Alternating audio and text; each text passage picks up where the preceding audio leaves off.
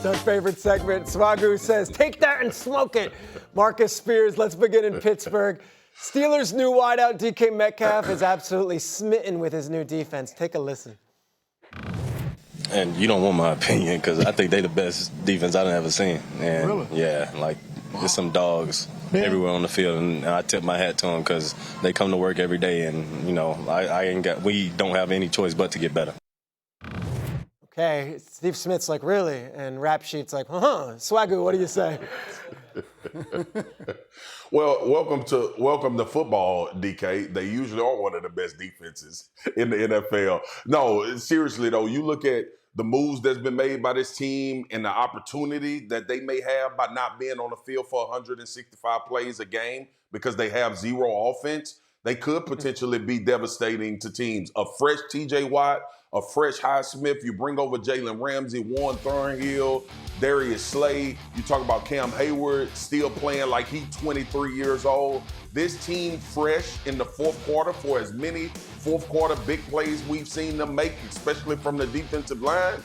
They could be one of the best defenses, especially when it comes to turning the football over and giving their offense opportunities. It's all on Aaron and DK and the rest of this offense to make sure that they do their part so the defense can be fresh when the game time comes on the line.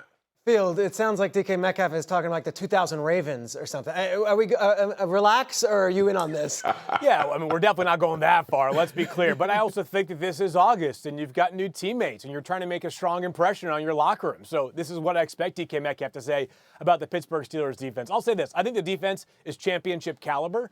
The question I have is the offense going to hold up its end of the bargain? Because I think it becomes exhausting and taxing for a defense when you're getting to late December and January and you're saying to yourself, on defense, if we don't pitch a perfect game and hold the Ravens, the Chiefs, the Bills, whoever it is, to 14 or 17 points, we're not winning this game because our offense over the past 5 trips to the playoffs hasn't been good enough. Do they have that in their bag this year on defense? I don't know that they do because, as we know, some of those guys, especially Patrick Mahomes, plays his best when the moments matter the most come January football. Some bulletin board material for Arthur Smith, Aaron Rodgers, and DK out there about the offense. I feel it. Speaking of offense, let's go to that offensive head coach down there in Jacksonville. That's Liam Coen, who comes with some great stakes with them drafting Travis Hunter. He's extremely high on the number 2 overall pick. Take a listen. I do think it's possible. He is committed, man. Like, he is committed to driving not just himself, but his teammates as well. And I think that his teammates, like, these guys are challenging him every single day. Like, he doesn't get a free pass because he was the 2nd overall pick and he's Travis Hunter. Okay. Offensive Rookie of the Year, maybe. Defensive Rookie of the Year, maybe. He's saying he could win both of them. Swagoo, what do you say?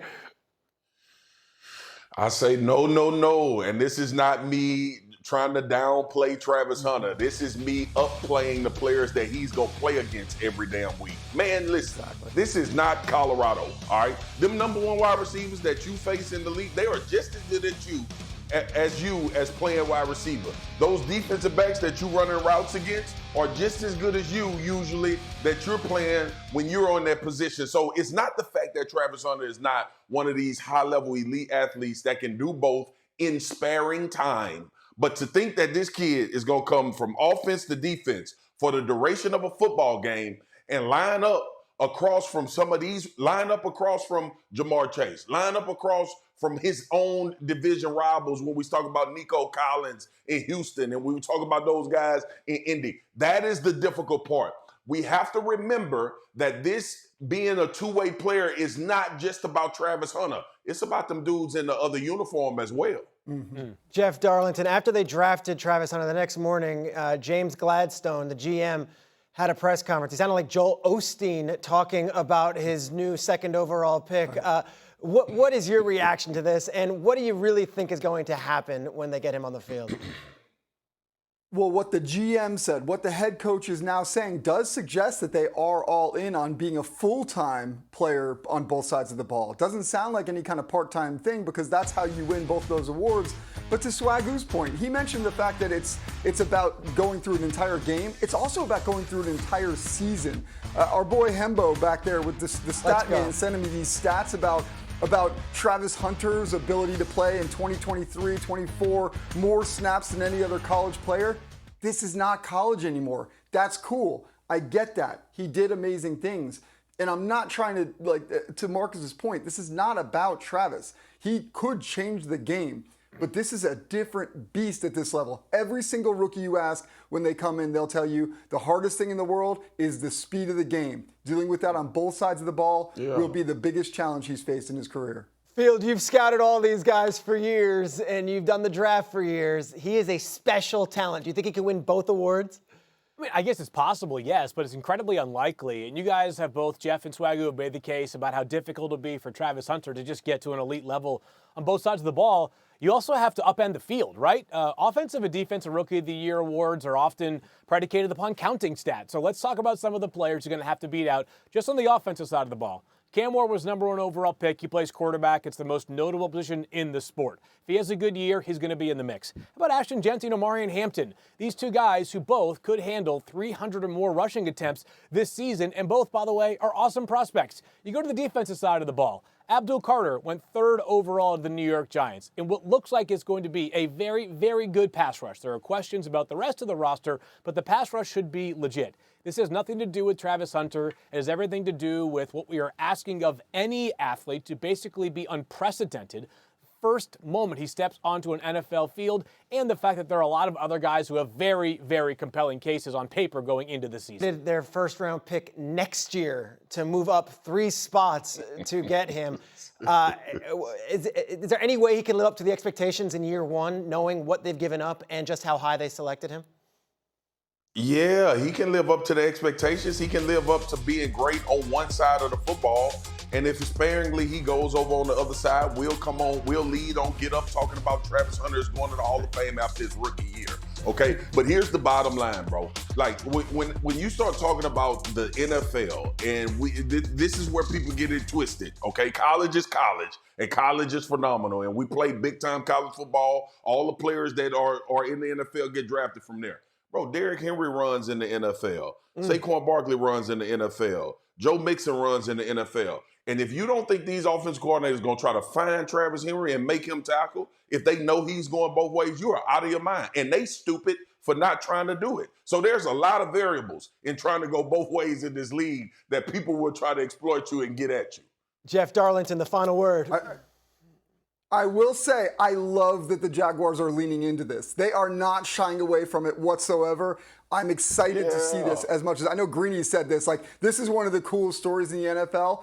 I think we need to be very clear here. We're not taking a shot at Travis Hunter here. I am so excited about the Jaguars being this confident about him.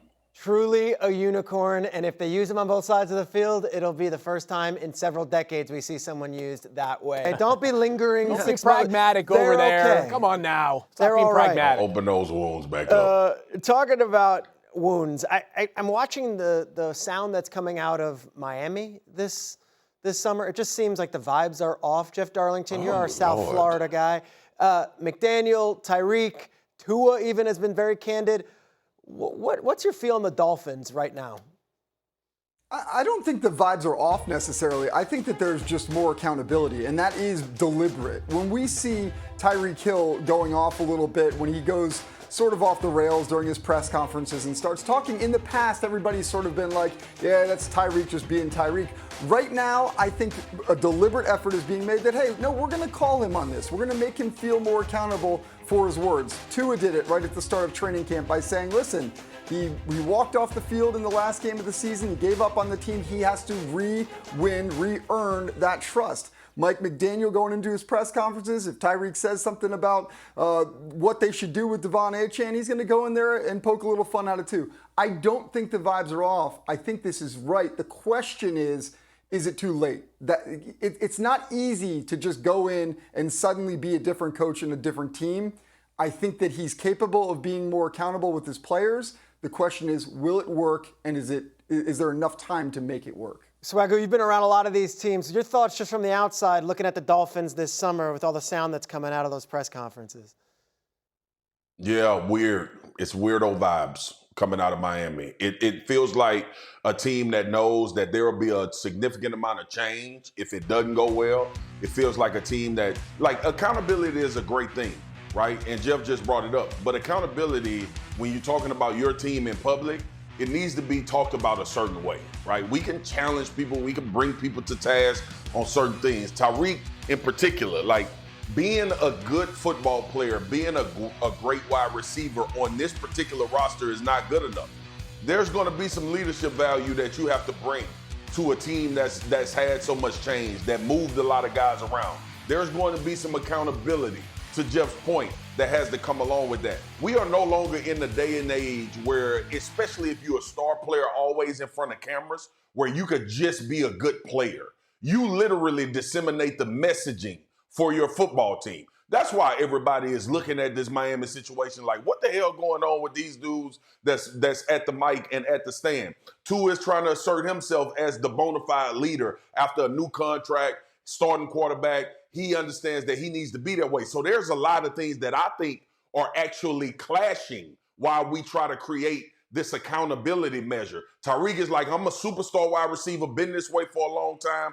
Tua is like, I'm the sheriff. I'm the guy that's doing all of the things as far as a quarterback needs to do. Mike McDaniels is trying to bring the reins back on the team and control the vibe around it. And when you don't have those three guys in particular who are always in front of the camera, potentially on the same page, as far as giving a message to the public, we are going to raise our eyebrows and be like, what the hell going on in Miami? Field, I want to bring you in on this because let's be sure. They've made the playoffs twice under Mike McDaniel. One of the times, Skylar Thompson went into Buffalo and fought valiantly and they lost. Another time, they went into Kansas City and got the doors blown off them. But last year was a great disappointment. As we head to 2025, and there's all this positivity about the Patriots and all this optimism about the Jets, are the Dolphins still the bona fide second best team in the AFC East?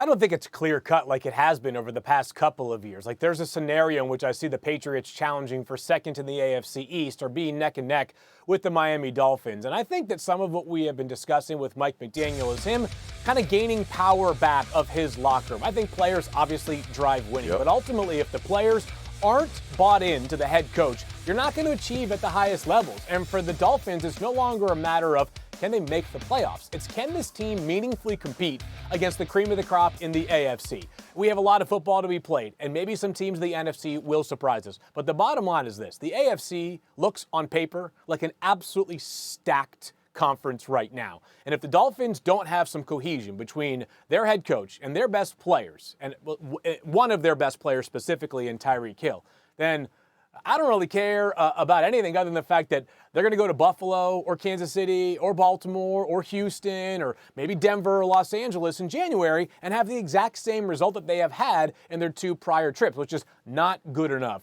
And I think so Mike McDaniel kind of reasserting his position at the top of the locker room, Jeff, to me, is exactly what he needed to do to give this team a chance to achieve higher upside than they have had during his tenure so far. Jeff, you're there. There's one thing. Yeah, go on. I was just going to say the one thing though beyond McDaniel all of this. factor.